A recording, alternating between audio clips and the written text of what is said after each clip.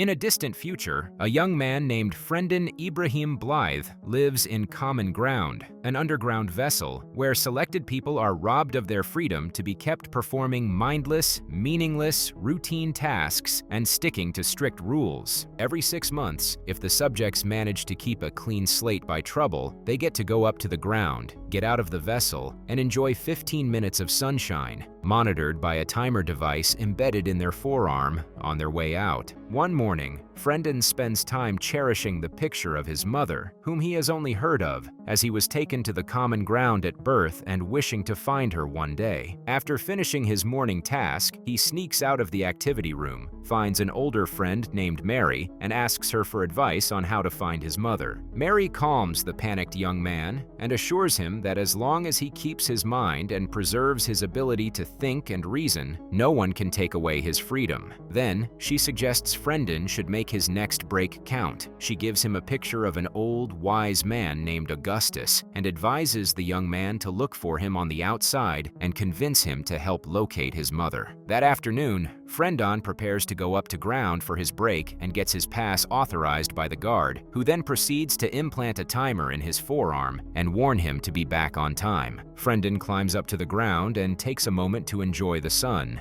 Then he locates a barbed wire fence separating the common ground from the free agent's village and rushes towards it. He endures immense pain from the cuts and bleeds he gets as he cuts through the cumbersome wires and makes sure to only focus on what lies ahead. After a few minutes of hard work, Friendon successfully gets past the wires and makes it to the coveted other side. He then takes a moment to appreciate the city that lies ahead of him and its fresh air. His timer starts beeping to remind him that his break is over. Despite being warned about removing the device, the irritated Friendon boldly scrapes the device out of his forearm, throws it on the tracks, and starts running away from the common ground as fast as he can. As Friendon continues running, he passes through a ghetto-like area where homeless people reside but gets tripped up and falls. An elderly man, who he immediately recognizes to be the wise Augustus, comes to his aid and helps him up. However, as Friendon introduces himself, the old man starts interrogating him to verify his integrity and see how smart the young man is. After a brief conversation, Augustus is happy with all he hears. He offers to help Friendon with the many cuts and bruises on his hand and takes him to his tent by the side of the road. As Augustus patches up Friendon's wounds, the men start talking. Friendon shares how much he wishes to find his mother and asks Augustus to help him. But before the old man can respond, he hears a little girl screaming his name and goes out to check what's going on. Outside, Augustus sees a couple of police officers named Officer Terrence Bernard and Officer Omar Lady chasing a young girl so that they could rape her. The old man catches the girl and tries to reason with the officers who adamantly order him to give her up. Chaos ensues as Officer Terrence shoots the young girl, which infuriates Augustus into attacking the officer while Friendon comes out of his hiding behind the officers and beats them with a pipe. Friendon is caught during the assault and is arrested. His unconscious body is strapped to a chair whose appendages are attached to the top of Friendon's head and the base of his brain to control his activities and thought processes. He is wheeled into court, which is resigned upon by a computer system judge, by veteran court marshal Otis Brill and his rookie partner Tilly V, who is quite shocked by the whole procedure. Moments later, a massive screen swings into the room, turns itself on, and the judge, made up of the collective intelligences of several people, comes on. The judge orders Friendon awake and asks him to confirm his identity. Friendon is quite confused to find himself in such a vulnerable state, and it takes him a minute to realize that he is in court. However, before he answers the judge's question, Friendon poses a question of his own in which he argues the need for him to be tied up when the machine attached to his brain can detect his movements and restrain him as needed with various painful punishments. The judge sees the logic in the argument and reluctantly frees the defendant, who immediately stands up to ask what the charges are, with the appendages still attached to his head. The judge reads Friendon's charges as 3 counts of murder, assault on an officer on duty, and escape from the confines of the common ground, and explains if found guilty, he will be sentenced to a speedy death in the same chair he was wheeled in. Friendon gets on the platform, and as he begins to make his case, a screen turns on and his computer system lawyer starts to present his case. Brandon interrupts his lawyer and asks the judge for permission to drop her as he doesn't feel she can represent him well. After a few minutes of back-and-forth argument, Frendon declares that he can represent himself better, citing a conflict of interest as both the judge and the lawyer share the same web connections and database and are inclined to come to the same conclusion. Otis tries to advise Frendon to get in line and behave to no avail, and the brave defendant goes one step further by asking to present his case in front of a jury of his peers. The judge finds this idea preposterous and tries to fight it as hard as it can. It cites that the new Constitution has allowed automated justice to prevail, which doesn't require any aid in making decisions. It adds that vetting and choosing jurors takes months, which opposes the need for speedy justice. Frendon is not discouraged by this resistance and insists that he has a right. He asks the judge to choose 12 random jurors from the mortuary database. The court has never had to deal with such ideas and so gets stuck for a few moments pondering the proposal,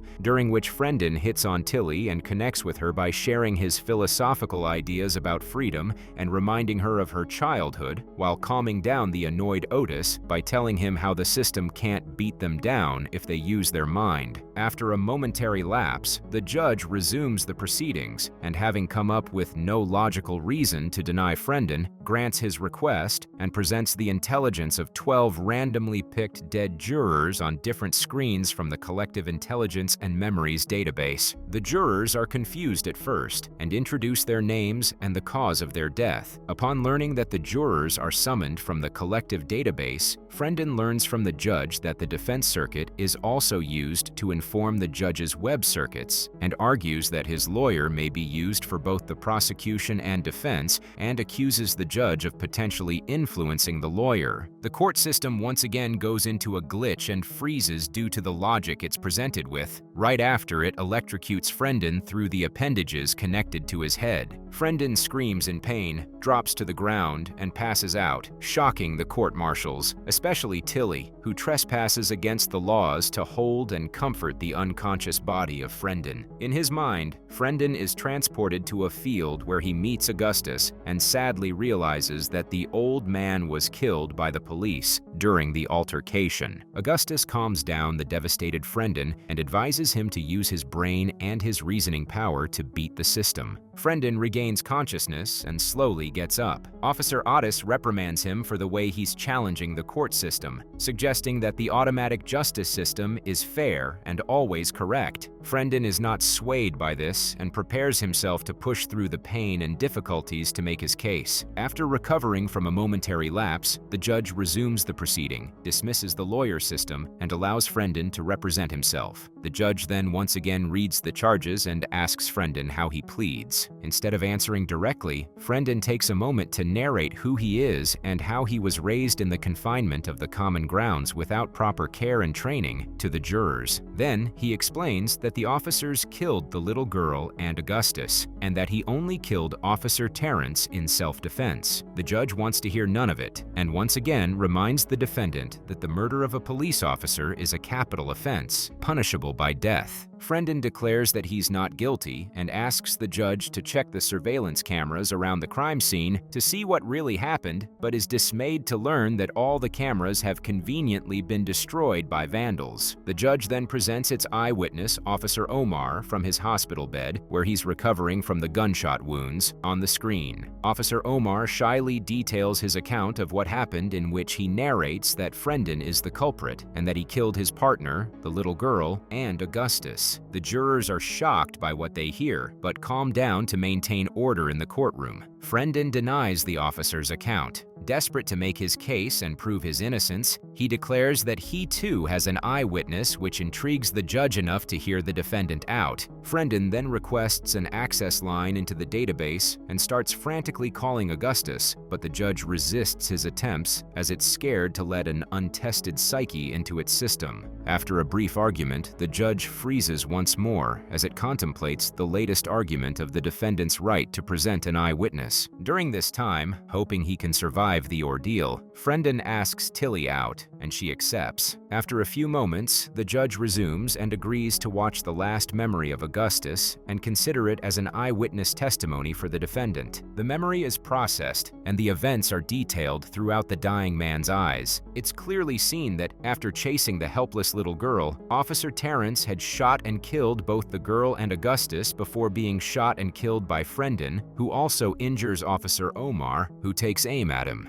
Most damning of all, in his last words, Augustus tells the officers arriving at the crime scene as a result of the ruckus that the police had shot him. The jurors are utterly outraged by the incident. However, the judge tries to shut them down, and as it proceeds to give a guilty verdict, they resist. The judge system freezes and malfunctions, which leads Officer Otis to run out looking to inform the technicians. Thousands of intelligents come on the screen to act as jurors and declare that Frendon is innocent. This is interrupted by the override system, which comes on to announce that Frendon has elicited an inappropriate emotion in the judge, leading it to malfunction. It then wipes all the extraneous details off the case before it resumes the court proceedings. Despite everything, the judge then comes back on, declares that Frendon has been found guilty, and sentences him to a speedy death before shutting down, which outrages Tilly. Then, the appendages pull the defendant back to the chair, and he is firmly tied down. Tilly remains by his side and tells him that he has successfully proven his innocence to her and that she admires his courage, which comforts the helpless young man. Then out of nowhere, an appendage comes out of the judge's screen, attacks, and kills the bright Frendon. Moments later, Officer Otis returns with the technician, but is confused to see that he's too late. The technician reveals that the unusual emotions elicited in the court proceedings resulted in the malfunction and casually shrugs off the whole ordeal. Later that day, Tilly returns to the courtroom and is shocked to see Frendon come up on the judge's screen. Frendon explains that the jurors had seen his innocence and how he beat the judge and had his mind incorporated into the system so that it could beat it. Frendon then comes out of the screen as a hologram, tells Tilly they can do anything they want with their minds, and enters her body.